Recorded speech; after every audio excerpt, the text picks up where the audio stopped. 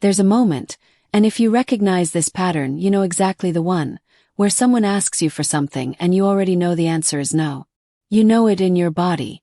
You're tired or overstretched, or this isn't something you actually want to do, or you've already given too much this week to give any more. The no is right there. It's the honest answer. And then something happens. Not a decision. Something faster than a decision. A kind of calculation that runs before you've consciously entered the conversation. Measuring the distance between what you need to say and what feels safe to say, and what comes out is yes. And sometimes you're still nodding when you realize it happened. This isn't weakness. And it isn't dishonesty exactly, though it consistently produces a version of you that betrays your own truth. It's something that operates at a level that most people who live inside this pattern have never had explained to them. It's a nervous system response.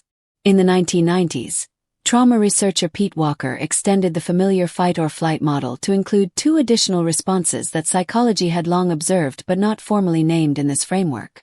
Freeze, the immobilization response. And fawn, the appeasement response.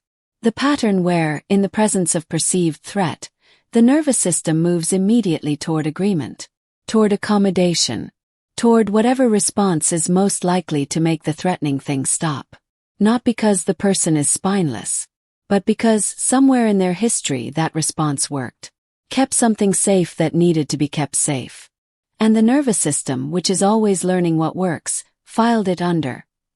Do this when the stakes feel high. And here's what's important. The nervous system doesn't require the stakes to actually be high. It requires them to feel high. And for someone in this pattern, the moment someone asks them for something, especially someone whose approval matters, the stakes feel high automatically. Because they learned early that they could. Somewhere along the way, you learned that saying no meant losing something. Love, approval, connection, safety. So you stopped saying it. And then that stopped feeling like a choice. And started feeling like just who you are. It's not who you are. It's what you learned. And what is learned can be unlearned. I've written about how. Link in the description and first pinned comment. John Bowlby's attachment research laid the groundwork for understanding how this begins. When a child's connection to a caregiver feels conditional, when warmth is reliably available after compliance and less available after resistance, the child develops a very clear map of what keeps love close and what threatens it. Agreement keeps it close. Disagreement threatens it. That map is not a belief the child chose. It's a conclusion drawn from evidence, repeated enough times to become automatic. And like all automatic conclusions drawn in childhood, it doesn't stay in the room where it was drawn. Travels. It travels into friendships where the person can't hold a position when pushed. Into workplaces where they take on more than they can carry because saying no to the request felt like saying no to the relationship. Into romantic relationships where they lose themselves gradually, slowly, in the accumulated weight of all the times they swallowed what they actually felt. And here is where it gets specific. Psychologist Jennifer Crocker's work on contingent self-worth describes people whose internal sense of value rises and falls based on external approval. For someone in this profile, a no that disappoints someone doesn't just feel like a failed request. It feels, briefly but viscerally, like evidence of their own inadequacy. Like they've confirmed something they were already afraid was true, that without the yes, without the accommodation, without the performance of agreeableness, they're less likable, less lovable, less worth keeping around. Which means every yes that should have been a no is carrying double weight. It's managing the other person's reaction. And it's managing their own fear about what that reaction means. And there's something else, something most people in this pattern have never connected, that lives underneath all the yes. Resentment. It's quiet, usually. Socially unacceptable to name, given that the yes was technically voluntary. But it's there. In the low-grade irritation toward people who ask a lot. In the exhaustion that arrives not just from the effort of doing the thing but from the effort of performing willingness while doing it. In the way the warmth they genuinely feel toward people gets slowly complicated by all the times they agreed when they shouldn't have. And then there's the version of loneliness that almost no one who lives in this pattern has words for. Being surrounded by people who like you. And knowing, somewhere underneath the social ease, that what they like is the version of you that always says yes, that agrees, that accommodates, that never makes things difficult. Not you. The agreeable performance of you. And that gap between being liked and being known is one of the loneliest places a person can inhabit, because it looks from the outside like belonging, and it feels from the inside like a role you can never quite step out of. But here's what almost nobody tells people who can't say no.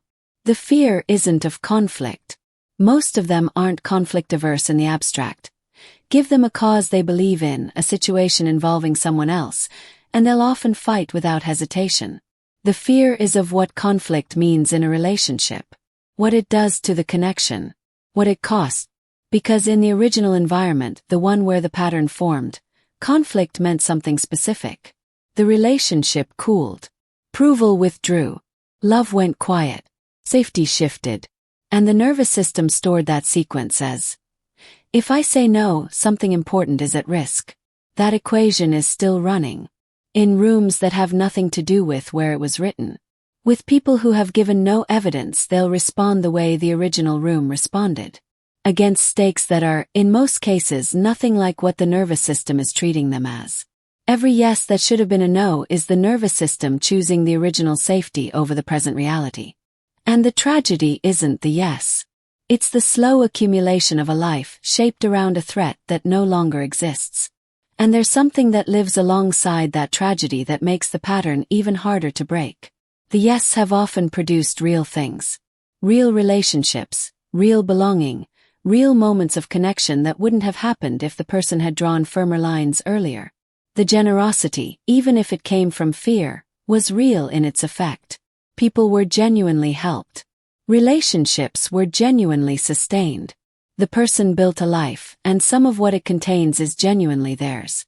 Which makes the accounting complicated. Because if you acknowledge that the pattern has been costly, you also have to acknowledge that some of what you've built was built on it. The friendships, the reputation, the identity as someone who can be counted on. And separating what's genuinely yours, what you actually wanted, what you'd choose again, from what was performed, from what was fear disguised as generosity, requires a kind of honest inventory that most people find easier to defer. Simpler to just keep saying yes. But the cost doesn't stay static. Every yes that should have been a no adds something small to a weight the person is already carrying. And weight, carried long enough without anyone knowing it's there, doesn't just accumulate. Changes the carrier. Changes what they can offer. It changes, slowly, the warmth behind the yes, until the generosity that was never entirely free becomes a performance of generosity, and even the person giving it can no longer always tell the difference. And here's what makes that performance increasingly difficult to maintain. The resentment that was supposed to stay quiet doesn't. Not forever. Finds channels. It emerges in ways that don't announce themselves as resentment. In the slight sharpness that arrives when the same person asks for the same thing one more time. In the disproportionate reaction to something small that functions as a release valve for everything that hasn't been allowed to leave through the door of honest refusal. In the withdrawal that eventually comes, not as a choice but as a depletion. A period where the person who always said yes simply has nothing left to give, and everyone around them, unaware of the cost, is confused by the sudden quiet. And Jennifer Crocker's work on contingent self-worth offers something specific about why the resentment stays hidden. When a person's sense of value depends on external approval, expressing resentment feels doubly dangerous, not just as a risk to the relationship, but as evidence of being, at some fundamental level, difficult, ungrateful, too much. The very emotions that signal the cost of the pattern are also the ones most likely to cost approval if expressed. So they stay down. And they compound. The person who can't say no isn't just giving too much. They're learning with each override that what they feel doesn't get to matter. That the signal their body sends, the no that was right there, that was clear, that was honest, is something they are not, in practice, permitted to trust. And the resentment that builds from all those unsaid no's becomes, eventually, a second weight. One that sits underneath the generosity and slowly changes the temperature of everything above it. That erosion doesn't stay in the yes. Spreads. If this video felt uncomfortably accurate, but that discomfort is recognition. And recognition is the first thing. that makes any of this possible to change. I've written about this pattern in much more depth. It's linked in the description and in the first pinned comment.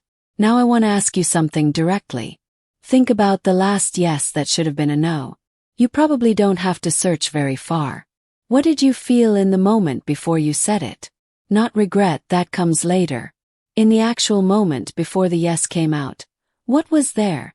Was it the thought of their face changing? The imagined shift in the energy of the room? The picture of them being disappointed or annoyed or pulling back slightly? And something in you moving to prevent that before you'd consciously decided to? That movement, that reflexive reach toward accommodation, is the pattern in its purest form. And then ask yourself this. Do the people in your life who benefit most from your yes know what those yes cost you? Not the easy ones. The ones that were actually hard to give. Do they know? If the answer is no, and for most people in this pattern the answer is no, it's worth asking why you protected them from that information. Because the inability to say no doesn't just take things from you. It also prevents the people around you from ever having to reckon with how much you're giving. Keeps everyone comfortable except you. And it keeps the relationship at a level of depth that will never be what it could be. Because real depth requires the occasional no. Requires the friction of two people with actual needs that don't always align. The no isn't the end of the connection. For most of the relationships that matter, it's the beginning of an honest one. And learning to say it, not all at once, not to everyone, just once, in one moment that actually calls for it, is less about courage than most people think. It's about staying in the room long enough to find out that what you feared would happen doesn't happen. At least not the way the original room taught you to expect. If something in this video made you see yourself today, leave a comment. Tell me about a yes that still sits uncomfortably. I read every one. Subscribe if you haven't, because next week, we go into what happens to the self when saying yes becomes the only language you speak. That one is quieter than this. And much harder to name.